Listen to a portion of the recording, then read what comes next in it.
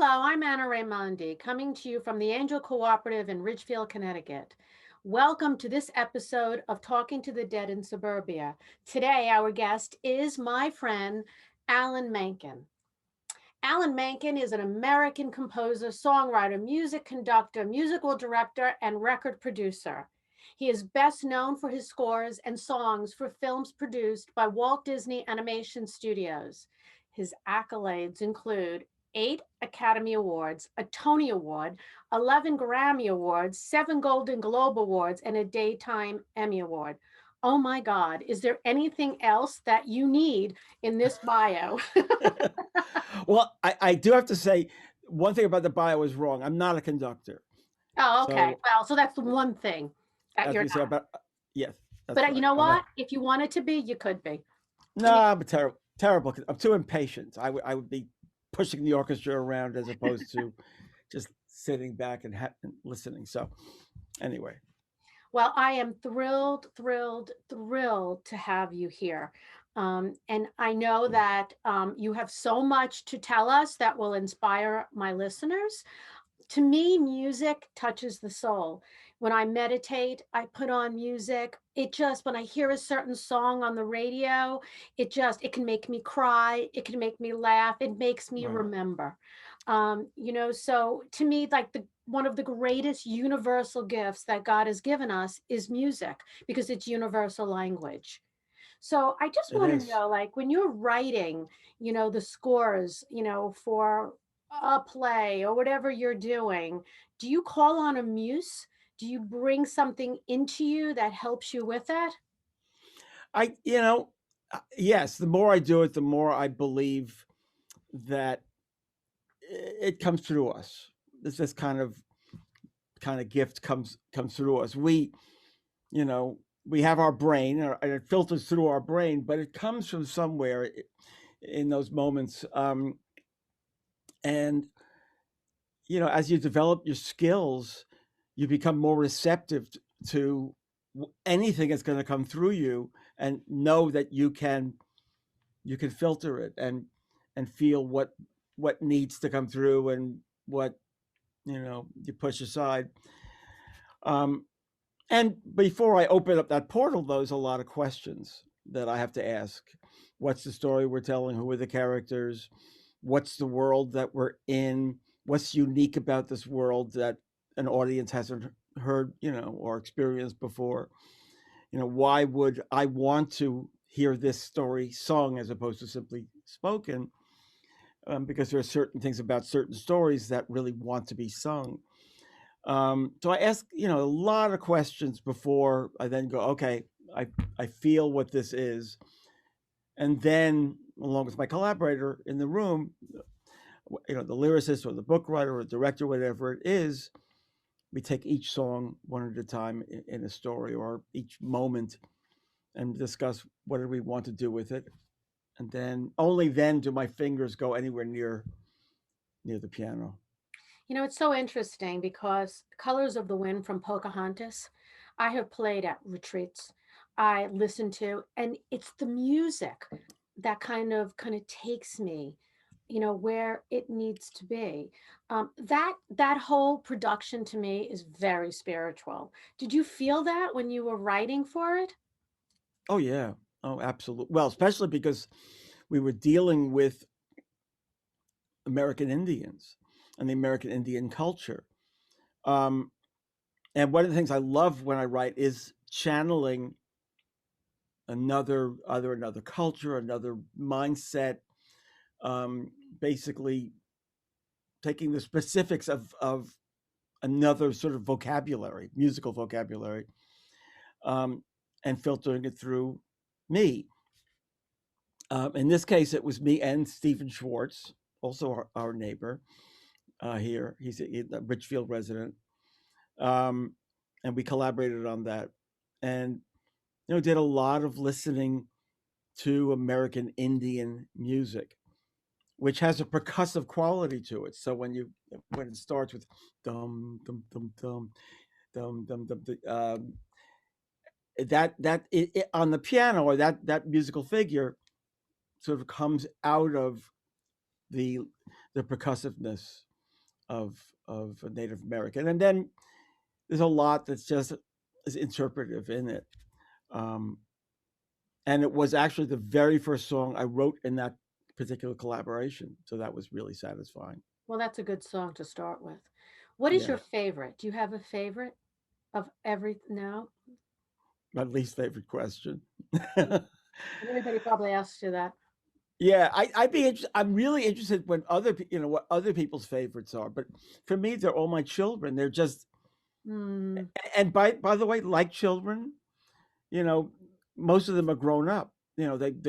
And when they grow up and go out into the world, I feel like they're not really even mine anymore.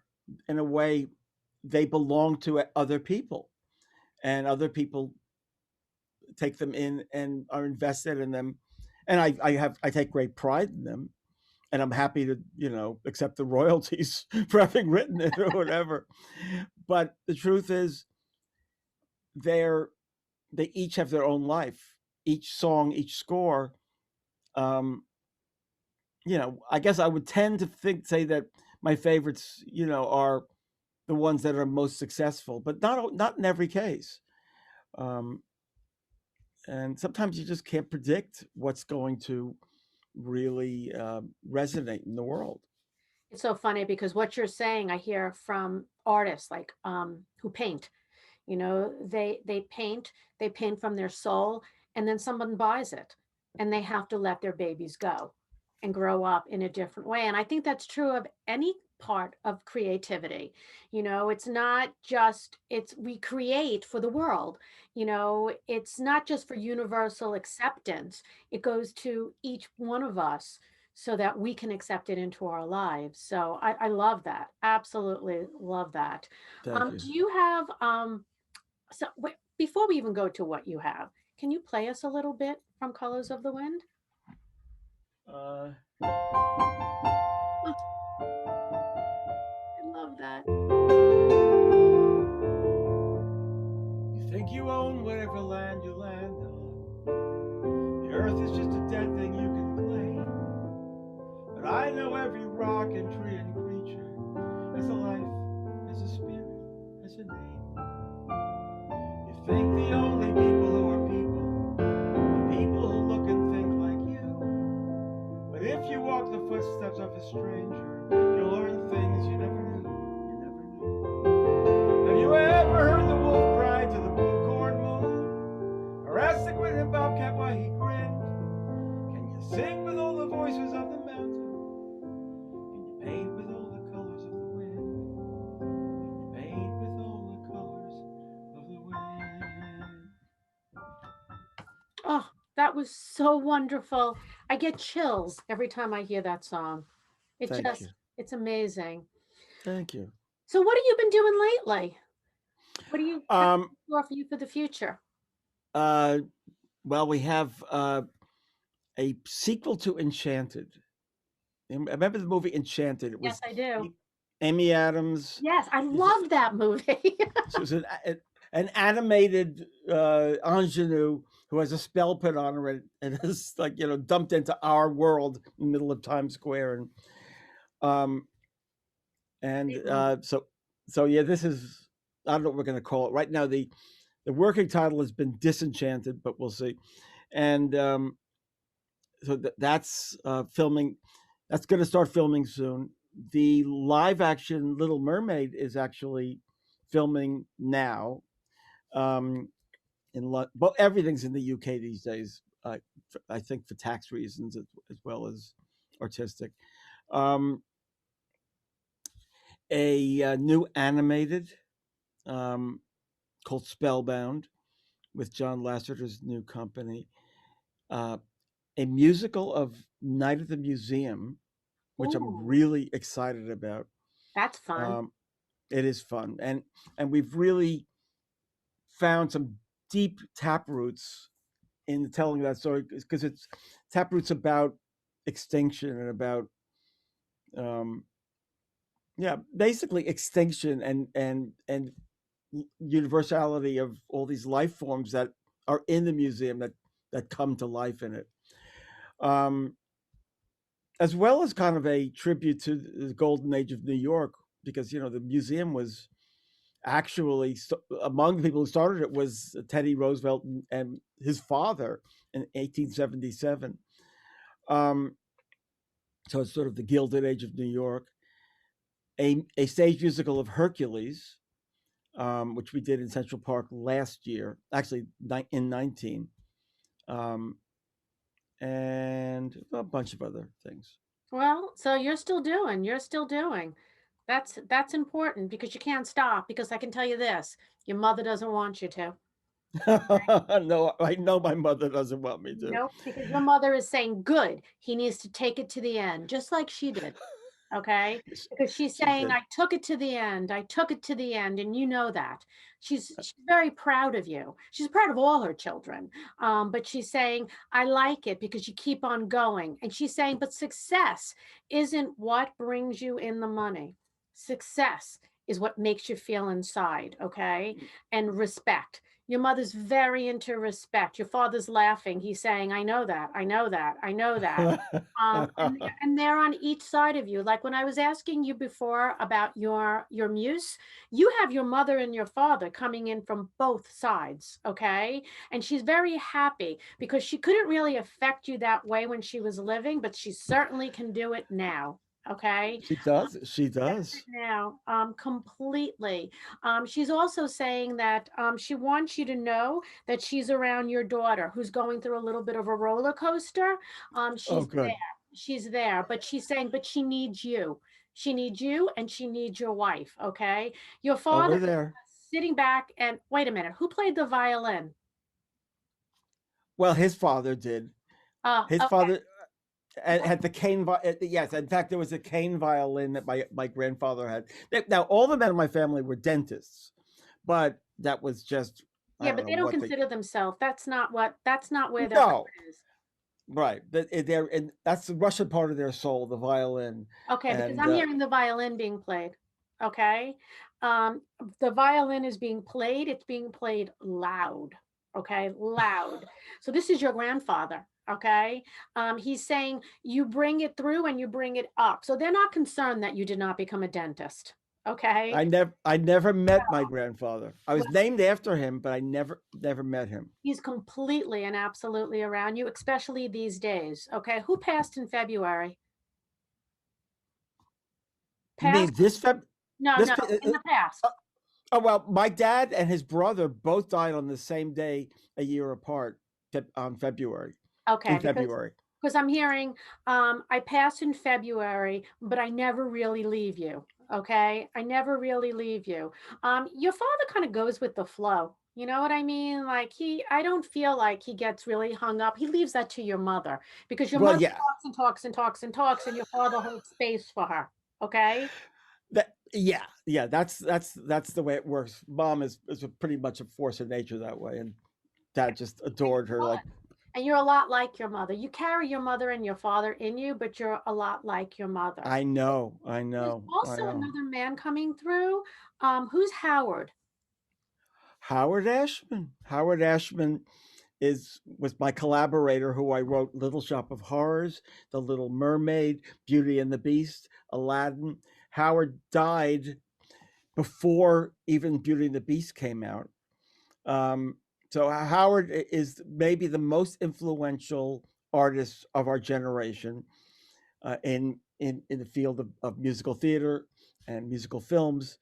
Um, and he died very young. It was the AIDS crisis, and it just was a tsunami that you know wiped away so many people. Howard, we visit a lot. We used to visit a lot in dreams. That kind of stopped. I don't know. I mean, maybe he didn't want to visit me anymore. No, I don't think that's it. um, but it is amazing, and more so than any other person, it's like another life began after after he was in this form. Um, and I know he struggles with wanting to live in the world in which his all these works of his are so important and so acclaimed, and yet he didn't get to live in that world long enough. Um, probably torn between that and I guess moving on. I don't know how that works, but Yeah, but he's completely around you. He's not going anywhere. All you have to do is literally say his name, and I feel like you can feel his presence. This is a strong energy. Okay. oh yes. Strong. There was a documentary done about Howard. It's out on Disney Plus now. It's a fantastic documentary about him, his life, his creativity, and his unfortunate his passing. Very emotional for me. And if people are interested in Howard Ashman, they should check out that documentary. It's just under the title Howard. Um, wow, yeah, he always comes through, and it's and the thing is always just amazing to me. And I don't know if you know this or understand this. I just I don't understand how it works for them. I mean, part of me thinks I'm sure Howard has better things to do than to check up on me, but I guess life is different after we're past. But I don't. There's so much we don't know about that. Well, you know what Um, it is, and I say this all the time, and it's true. The energy of love is the strongest energy in the universe. So whether you think this energy is God, but that energy is still among and between us, and it never ever dies. So when we pass on, that love continues, and we want to be around the people who we've loved. There's an attachment. So people will say, I don't want to bother my father. Like, I don't know what he's doing, but I don't want to bother him. It's not a bother. They want to be around us. They want to help us, and they don't want to be forgotten either. Tell me, okay, I know this is a podcast supposedly about me, but I want to ask you so many Go questions. ahead, you can ask me. What You is can interview me. what okay, what is their life in quotes like on I know they're sort of here with us, but that concept is so hard to grasp. It is. What is what is their life like? Is there a linear sort of forward motion to that life? Like is I can tell you what I've been told and what I see. So they show me things that they do so that they're validated. So if I told you that your father was climbing a mountain, you would say, that's not my father. No. But if I say to you, I see your father playing the piano, which is how I do see your father playing the piano, like really kind of upbeat music, you would say, oh, that's my father, right? So they show me that to validate. I also think they get involved in that on the other side, their passions, not necessarily what they did for a living, but their passions. They're also in a place that there's no animosity, there's no hate, there's nothing negative. They're in a place of pure love. So they exist in this place of pure love, and their joy. I mean, keep in mind, they're not in body, okay? Because we're energy. So they're in energy. And it's just this place of pure joy. So it does go on. it's so interesting. And they, like for instance, my mother and my father both appear in my dreams. And it's not like they come through like these pure celestial Ah, presence, and sometimes they're the pains in the butt they occasionally could be, mhm. or fussy or whatever, or but and there they are in my dreams as a a part of my life. um and I have to filter out what is me creating them in my dream and what is them really being them in my dream. Anyway, it's one of those No, but there's unknowns, a I guess. difference. There's a difference, okay? You're not making it up. So there's a difference between spiritual visitations and, psychological dreams or projection dreams. When it is a spiritual visitation, there is so much love. First of all, they retain their personalities, okay? Oh So I yeah. think that people pass on and all of a sudden they're so light and godlike or angelic. That's not true. I don't feel that. They retain their personalities. They work on the things in their lives that maybe weren't so wonderful, but they still retain their personality. So when coming through a dream, yeah, so your mother's a little bit of a nudge, okay? I mean, I feel her. I know. I She's a little pushy, okay? So she'll come through in your dreams, and she'll still be that person, but you'll feel loved. So you'll wake up and you'll feel like, "Oh, mom, you were here." That's a spiritual visitation. here's another example, and I'm going to say this to you, and I'll say this to Howard. There's there's no question. Howard is the most magical voice to work with as a songwriter. Um, his lyrics jump off the page, and a world comes through with them of specificity, of emotional depth, of empathy, of intelligence. They're just incredible, and I want, you know.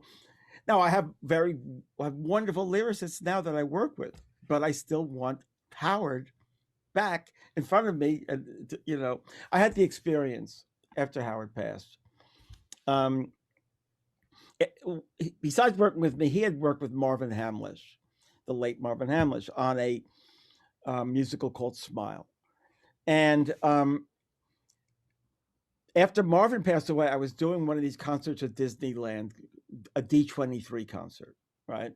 And I thought, something, it would be great if they had one of the songs in Smile was called Disneyland. I said, I'm going to perform Disneyland. I'll sing it. It's not my song, but just for Howard and for Marvin, I want to sing this song. So I took out I went to the internet and I printed out the lyrics to Disneyland. I knew the music, but I wanted to make it sort of my own in terms of just interpretation. And for the first time in 15, maybe 20 years, I sat in front of a Howard Ashman lyric. And there was this, one of those moments where there's a rush of just a memory of what it was like to sit in front of a Howard Ashman lyric for the first time, and with Howard in the room, and I just broke down. It just But that's what broke. it's all about. They move our souls, okay? So and often it brings up those emotions, and part of that emotion is I feel you here and yet I crave you. you know when you say his name, the word mellifluous comes through to me. It's just who he is, okay? And I don't know anything about him. I have not seen the documentary. Watch it. Watch it. I don't think I get Disney too, or whatever you mentioned. I Disney Plus. You Disney don't do Plus. streaming. You don't get Netflix Oh, I and do. well, Disney is $7 a month. I'll pay. I'll lend you the bucks. Get it? No. I have a better idea. I'll send you the documentary. Okay, thank you. Okay. Yeah, but anyway, he comes through very almost like frosting on a cake. You know what I mean? That's how he comes through, and that's how I feel like he wants to be remembered. He's the flow, okay? But he does work through you, okay? And I know. once you recognize it, you're going to feel him a lot more.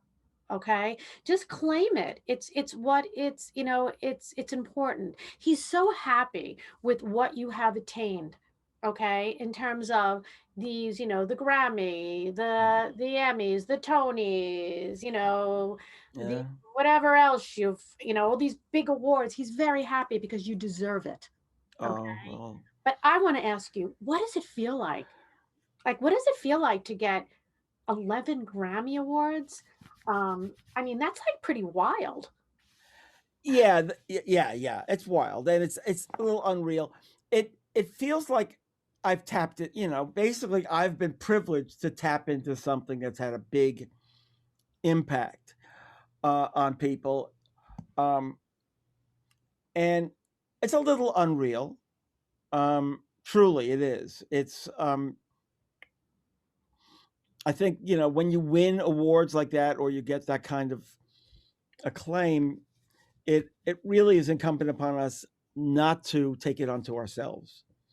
That you're really doing yourself a disservice if you go, oh, Right. this is me, because in a way, you're getting love from these people who are honoring you.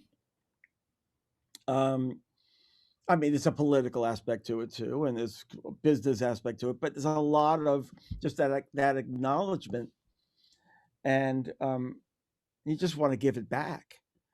Give it back, not reject it, but take it in and give it back. It's very hard. Like one of the hardest things for me in life is getting up and doing one of those speeches, um, because I feel like it's important that I acknowledge everyone else who was involved with that, which means instead of going up there with an open heart and just saying how much it means to me, I end up going up there with a list and Yeah. saying, I want to thank you, and I want to thank you, and I want to thank you.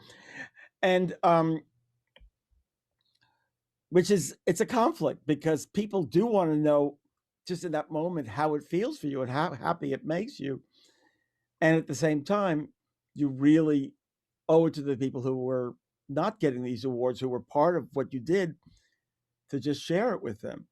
So it's, these awards are a responsibility as well as a pleasure. But how much do you think I am so blessed and I have to give gratitude above? Oh I my feel like God. not only, these people came into your life, you were able to collaborate with these people because you were brought together by the universe. And where does the ultimate gratitude go? Yeah. It goes to the universe. It goes to something so much bigger than us. I'm not a big God person. I don't know what God is, Mhm. right? I just know that um, we are part of something bigger, and that's why these things are able to come through us. When I was a kid, I was very ADD. I was uh, I couldn't concentrate at school. I knew I wasn't going to become a musician or a composer because I wasn't practicing piano as much as I should. I just wanted to. I just was a dreamer, and I would just want to do whatever I wanted to do, um, and made my parents very nervous. I actually got a peptic ulcer when I was a kid. Literally at 11, I had a peptic Oh ulcer. my God, that's horrible. Yeah. And But then it what? pushed you forward. I mean, it pushed you forward though, in some way. Well, yeah, And I was built because I couldn't accept that flow that needed to come through me, hmm and and and then I went. When I was in college, I went as a pre med. I was no way I wanted to be a doctor, and as we were in the that was it was the '60s, and as we all did in the '60s, and me to excess, I began just smoking a lot of pot and taking these trips and doing you name it. I did it. I was doing everything until I met Janice, who, by the way, another thing about I dreamt Janice before I met her. So I knew who she was, and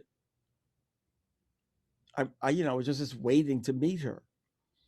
Um, and when I met Janice, this is now we're going on 50 years together. Um, uh, that just opened me up completely emotionally. Um, so, and then I realized that it was not about practicing piano and learning all the notes and studying hard. It was about knowing that the thing that you're passionate about, um, and the thing that you want to do every day, that is what you're supposed to be doing. Um, and the sooner you realize that, the more you can hone that in yourself. Sorry, so I'm talking to you, Siri. I don't know. I must have said something that sounded like Siri, and it started to talking to me. I said I didn't get that. Um, um, but that's so for me. It's all like a dream. It's like, how did this happen? Who is this person? Who is this person who's doing all this? but Um, what you're describing is is the symptoms of an old soul. Okay. You're born into this world. you have a gift, you fight the gift. Many old souls do this. Okay. They get themselves sick. Many old souls have ADHD or ADD. Many of them want to escape, self medicate it, big dreamers. Okay. And like you said, who is this person? That's your soul saying, who is this person? And what am I supposed to do with this? And whether you reach the pinnacle where you're getting Academy Awards and stuff like that, or whether it's an old soul who helps community, it's our path, and so you're an old soul, and you brought it forward, and you needed Janice, you needed her to ground you. Again, the universe brought you guys together, and then at some point you sit back and you look at your life and you say, oh wow, this is a series of events that I could not predict, but I could dream about, because Yeah, the dream is yeah, in your soul. yeah. And it's hard. I watch my daughters who both have big dreams of what they want to do with their lives, but in a way, because of they look at how I did it, and it complicates it for them. Mm. Um, and I can't. You can't. Anyone who takes this journey really has to do it in their own Mm-hmm. way and by their own rules. And you can sort of try to gently keep them on. I think help them be on the path they need to be on. But truth is, it's their path. It's their journey. It's Their their. journey. It's yeah. It's I you know. But thank you about the old soul thing. It's I do feel a chorus around me of the composers that I love and the artists that I love, um, and the eras of time that I love. And that's one of the things that come through in my scores is you want to bring a world through so that people can sort of taste and smell and feel that world. And music has a way of sort of guiding you into another space. Um, that's why so many musicals are not of the most contemporary musical form. They pull on music that might be classical or from another culture because people want to be transported to someplace they haven't been before. Yeah, and that's why that movie Midnight in Paris was such a success. Have you seen that movie?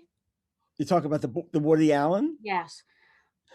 yeah, I mean, because he was transported back in time, you know. yes, And not only do we are we interested in that, but because we've been reincarnated, a lot of us had lived through those periods of oh time. yeah, absolutely, And it's easy absolutely. to bring it forward because it's part of our soul makeup. We were there. You know what's so interesting? I don't know how you feel about this. You know, we lose people and we mourn. We mourn a person's passing. Yes, we do. But what I really mourn is not the person's passing because I feel it's natural. It's what has to happen. We're all gonna go through this transition, and I still will feel them. I mourn that the world of that was there. All of everything that was in that world that I feel like will never be again, unless, of course, I imagine it. But yes, exactly that. It's not a person as much as all the interrelatedness of a particular time, um, that is so rich. I'll put on sometimes, the songs. There's a I don't know record of Astaire and Rogers playing some of those great old Gershwin tunes, or Rogers and Hart, and I'll go. This was the contempt. This is a song that my mom and dad fell in love to. This was their pop music. It was young and everything was vibrant and beautiful, and in that time it was, and it always will be fresh and new in that perspective. But there's always a little bit of a heartache of that's not the world we're in right now. Right now we're in another world. And the older we get, in a way that the center of that world becomes younger, and we who are older are sort of holding a lot of worlds together. Yeah. But you know what's sad is I find I think it was there was a Broadway show on Jimmy Cagney, James Cagney. Is he the one Yeah, saying it's a grand old flag? George M. It was called. Yes. I It's a brought grand old, yeah. right. I brought my 30-year-old son to that. And he's like, "Who's this man?" He's like he's sitting there googling it on his phone. And I'm like, "How could you not know who this is?" So we have to keep that alive. Every generation needs to keep it alive so that people do know that this existed and this is what was brought to us, and music is so at a standstill right now. I don't know, I don't get music. All I know is that my kids listen to my music, so they're listening to music from the 70s. Yeah, yeah. Their music today is, I don't know, it's not developing the way it developed in the past. No, I think yeah. There's, I mean, it's there, and but yeah, it's all being synthesized together in a in the world we're in. I think all the advances in it. I mean, social media has sort of become, in a way, the music of our time, and we're still trying to figure out what to do with that. What is that? And it's both an exciting new time and also a daunting new time because of um, the interrelatedness of all of this, and feels like the world is opening up so fast. Oh God, yes. Now the world is blowing open, completely we're into a whole new part of our evolution. Yeah, As people, as souls. I mean, this the whole thing with the pandemic kind of helped us sit back and say, who am I? What is this about? And how do I fit in? There's so many changes, and I really hope people remember, because people tend to get out of the place and then say, I'm done. No, no, no, we're not done. We're oh going no, forward in a really big way.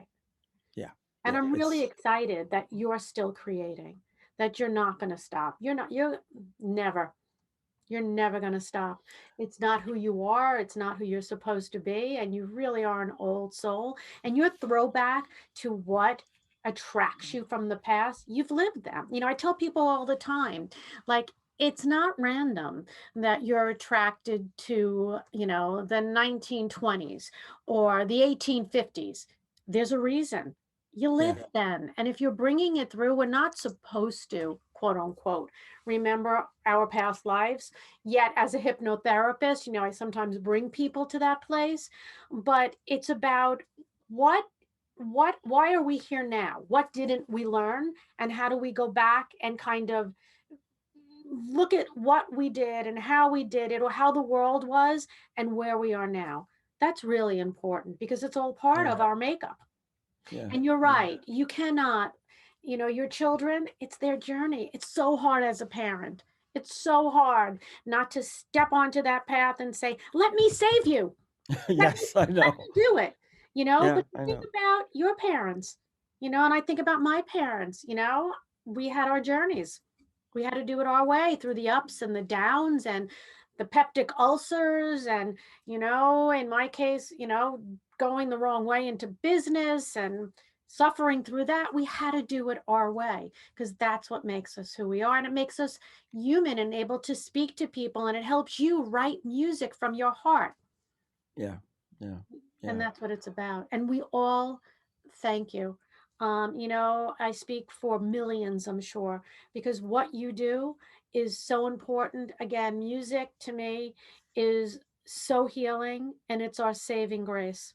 And it's how we connect universally. It's No, wonderful. thank you, and right back at you. I gotta say, right back at you. Well, thank you.